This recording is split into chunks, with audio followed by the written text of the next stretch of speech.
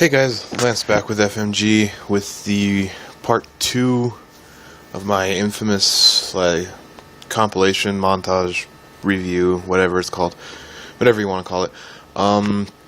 So this is a bit more into the game. Well, the way I did the game is, if you've played the Infamous games before, you'll know that you clear out territory areas where enemies are occupied, and as you do that, you gain back parts of the district. You get like a spawn point there, and yada yada yada. So I do that first when I play these games, and so with that, it's hard to tell like how far into the game I am with this, just because of all the stuff I've done extra. So, but yeah, this is, I would say, maybe a good third away through the game, maybe. I don't know, it's like the next big mission after that first one I did with the Space Needle. So what basically happens is you hear of another conduit running around killing people, so you and your brother team up to take him down. You find where the victim's at, and you gotta take pictures and send it to him, and he'll like look up the info. So I'm gonna fast forward through this part real quick with the taking pictures. And then, yeah, you find out basically that this ability is the Neon ability, which, for all intents and purposes, is basically just Cole's ability from the previous games, which, I mean, they changed it a little bit. If you remember from the first game, you had that zoom in ability with like a sniper shot. That's kind of what this ability is, but it doesn't take as much energy. The grenade is also different. The grenade kind of like stuns them in place. And I'm trying to think. Oh, there's a rocket, just like the smoke ability, but it takes a while to charge. I think it does more damage though. Seems like it takes the guys out quicker. So, but it's a fairly, I use it a lot, mostly because of the ability you get with it. Well, the circle abilities, like with the smoke, you see when he like dashes through vents and stuff like that. Neon, it just makes you like a mini version of the Flash. Basically, you run around like really, really quick. So it's alright. We got a fight going here with the second location. Also, the other thing you notice with like the smoke abilities is with headshots, you see where it says enemy subdued. With the smoke ability, you shoot him in the head like that, and there's that little bomb looking thing on the side, and once that fills up, you get your what would be your I think it's Ionic Storm in the second game. I forgot what it's called in the first game, where you summon the lightning bolt, but that's basically what you get. But when you're playing the hero side, you can only get it if you subdue them. If you accidentally kill someone, it drains it all, so it kind of gives you a reason. But I mean, you always want to get headshots anyway, because they give you the positive karma, which then gets you more ability. So it all, see, there you go, it's leveled up. I don't think I used it though. I probably should, especially on the big guy down there with the machine gun. Those are the biggest pain in the ass in this game. Like, just have the normal run-of-the-mill enemies, those guys are the biggest pain. But yeah, this game, like, playing through it so far with this, it's like, I'm also on hard, by the way, so, like, I have a really bad curse when I record, like, because I didn't film myself doing all, like, clearing out the territories and stuff, because that's just boring to watch. Like, I did a few of the side quests just so you guys could get a taste of it, but I'm not going to film myself doing all of it. That's just a big waste of time, and it would take way, way too long to record. But when I'm playing through these story, or like, the main quest missions, it seems like there's a few of them I do, and I don't record just because I don't think they're, like the showing off like the key part of the game. But like the stuff here, when I start recording it, it's like I have that curse where it's like I play like shit and I die more so than I ever do, and it's just weird. It sucks. So, yeah, you'll see, I think he's down there. You'll see the big guy with the machine gun. Since I am playing on hard, I really don't want to take him on head on, just because he's a big pain in the ass, giant pain. And you'll see too that they like go into this shell when you do so much damage, and if you don't subdue them out of the shell, they will regenerate their health back. But thankfully they only there he is. Thankfully they only do it once, because the next time you KO, or next time you drain their health, they actually die. So it's thank God for that, because not having the neon ability for them right here, it's a real big pain. So, another thing too that I've noticed about this game that I don't really like is Delsin seems to drain the energy, or like whatever you're draining, the smoke or the neon ability. Compared to the way Cole drains the lightning, it just seems so much slower. And like Cole, you could just like tap, I think it's L2 in those games. You just like, see, here you go. Yeah, well, they do that shell, and then you just got to go down there and get him out no matter what. So anyway, as I was saying, with Cole, like, you would hit L2 to drain like a power source, and you could stop at any time. Whereas with Delsin, when you drain it, you have to drain the whole thing. I mean, it's nice because it charges up your meter, but at the same time, if you're in the middle of a firefight, it's just like you can get pegged in the head. So if you're already low and you need to get some health from draining something, like, they can just kill you as soon as you start draining it, or like if you're draining too long. Oh, here we go. A bit of a cinematic. That's where you see the neon ability, and you're like, oh, hey. So you'll see, I forget her name. Fetch? Yeah, Fetch is her name. You'll see her, that dash ability I was talking about.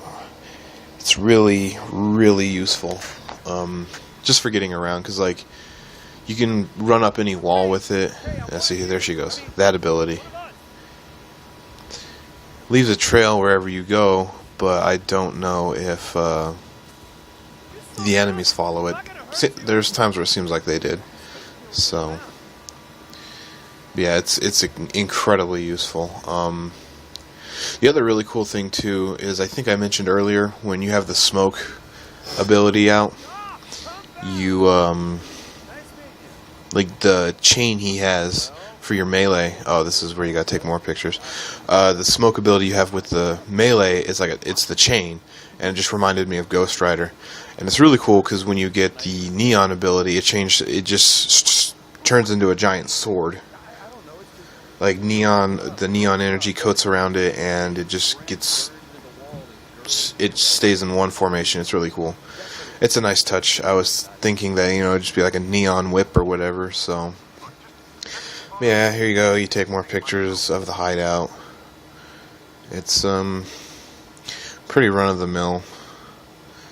I think this is the only time you really use your camera on your phone, I think. So, it's kind of cool because, like, you don't have to, it's not like you do it all the time and it just gets tiring. You're just like, ugh. It's like just for this one pretty long mission. Like, the story missions in this game are like these main ones I record. They're pretty lengthy, I would say.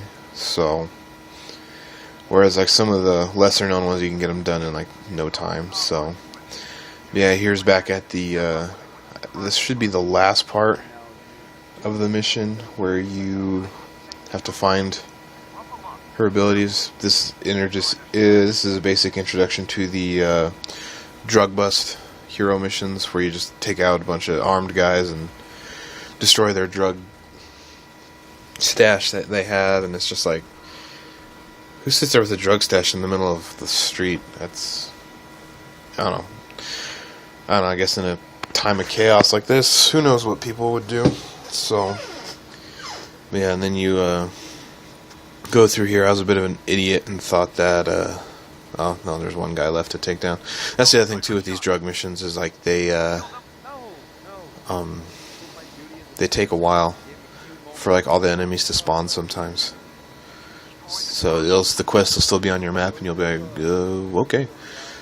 So yeah, I was a bit of an idiot I thought you blow the gate open, but you're got the smoke ability, so you can just dash through it. So, but yeah, then you go into her little hideout here, and you see all the turns out, spoilers here, it's her brother that she accidentally killed because they were like drug addicts. So this is like her shrine to him or whatever. So yeah, and then after you do this, you find out some stuff and where she's gonna attack next. So you go stake out this place. Forgot where it's at. Oh, it's still on the first island. So, because I know like right after you get her ability is when you go to the second island, which I think I completely forgot to record. Yeah, so you go. It changes to night, and you go to stake out her spot. So, yeah. So at first I thought that Delsin's just a smoke conduit, but as it turns out, he is like he absorbs the abilities of whoever he touches. That's a conduit, so it's kind of weird, kind of like Rogue from X-Men. So anyway, here's a quick cinematic detailing her backstory with her brother and stuff. They still kind of kept that comic book look to it for the backstories, like they did with the first games, which I liked, I enjoyed, because it's like these are superhero-ish games. So anyway, you chase her around town, and it's this is when you first get used to your ability, and you're just like, ugh. So it's a lengthy chase. I'm just gonna fast forward through it or cut it out. I can't remember which one I do. Yeah, I'm just gonna fast forward this, but like you really get the hang of the abilities really quick. So, but the boss fight with her is kind of boring, I would say. It's just like that Assassin's Creed syndrome where they lack like that boss style presence. It's like, I don't know, you would think something like a little more like cinematic or something, like that would be memorable. But when you just fight her, it just feels like you're fighting another enemy. It's another reason I'm not a fan of like all these open world games. Sometimes it's like they lack the cinematic presence for some of these things. So I mean, like, yeah, you got this cool cinematic going in, but then when you fight, it's just like, meh, just another enemy. So, but basically what you do, you run around, drain all the neon signs so she can't use them to power up, and as you drain them, you get more powers. So yeah, what is there? Like 9 or 10 signs in here. And so, there's like, I think it's this one right here where it's like right in the open. It's a pain in the ass to get, because she'll just sit there and keep that beam on you. I mean, at least you get your health back when you drain those. So, but yeah, like I say, I mean this part here, just running around and draining them, it's like, whatever. Because I'm trying to think, you get, yeah, this isn't like the other inFamous either, where it's like you slowly get abilities. It's like I think you get a total of 4 different types of abilities in this game. So you it's like if you ever played Jak and Daxter, or yeah, Jak 2, you'll notice that like they spread those upgrades out throughout the game, whereas then you play Jak 3, each of the 4 guns has 2 different mods to it. So it's like they just like keep throwing them at you, and that's kind of how it felt with these the powers and stuff. It's like it was just the way the game's paced. It's like once you get one, you get all the abilities thrown at you, which is nice, because it's not like, one of the problems I had with inFamous 2 was that you a lot of the abilities you got was just stuff that you got in the first game, and you get them in the same order. Like you first get your shot, your energy shots, and I think you keep your like the wave blast thing, but then you also get the grenades again, because Cole like had his powers drained or something, I can't remember. And then like 75% of the way through the game, you get the rockets which are a really powerful ability.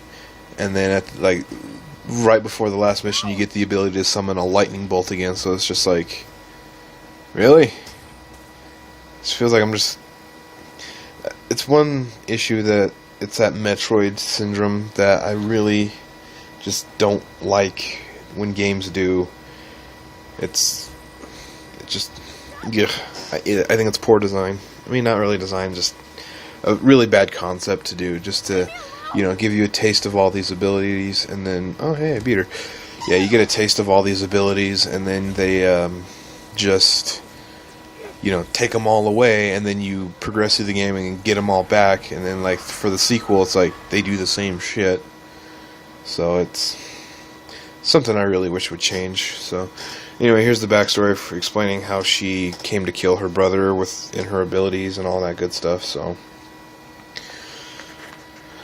but yeah, there's just a lot of things I find wrong with stuff like that, the Metroid syndrome, and then the moral system that inFamous has. Because you'll see here coming up that you get the chance to, like, you get two choices. You get, like, what would be the good path, the evil path, but you do the same thing no matter what. It's just like, oh, hey, we're going to be good, or, hey, we're going to fuck shit up. It's same stuff happens. I mean, I guess I can kind of see why they do it, to keep the story, you know, like one set track, but I mean, it's like, why have it when this game already has accepted the fact that inFamous 2, the good ending, happened.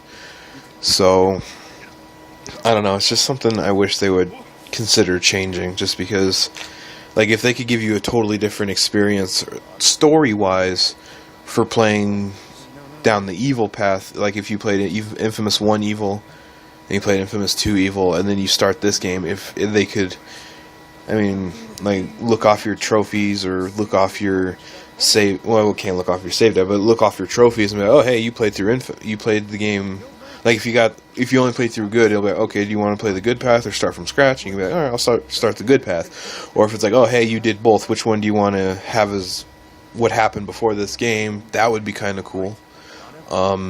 But yeah, no, it's just like, oh, hey, the good ending happened. So, I mean, I guess this game would be just entirely different if it went off the evil ending for inFamous 2. So, but yeah, so like I said, I always play through the good ending, or the good side first. I find it more challenging, just because, you know, you got to pick your shots when you play through inFamous, or play through the inFamous path. You can do whatever. It's like you can kill anyone, you can just shoot whatever. If you miss, ooh, big whoop. So anyway, that's the end of this part of the game. I'll show you guys the first part, or the first big mission to get your neon abilities, on the next episode of FMG. So stick around, guys.